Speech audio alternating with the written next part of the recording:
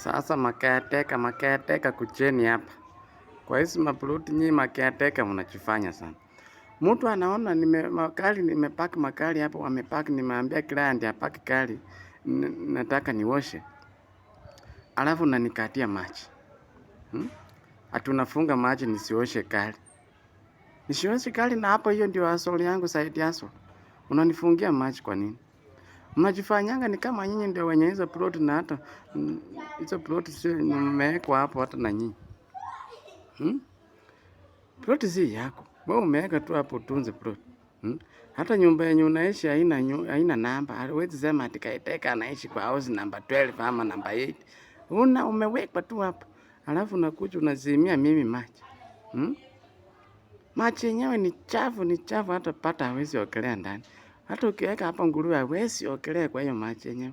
Na ndio unanisimia. Bwana mzungu, hiyo tabia yenye umeanza kwa hiyo kazi mimi sitafurahia na wewe. Nataka ni hustle wapi? Na hiyo ni side hustle yangu. Naosha gari, hata kuosha gari ni 50 bob tu. Siku hizi hakuna matope utasema gari ni chafu. Mvua inyeshi. Sasa unanifungia maji kwa nini? Nataka nikulipe.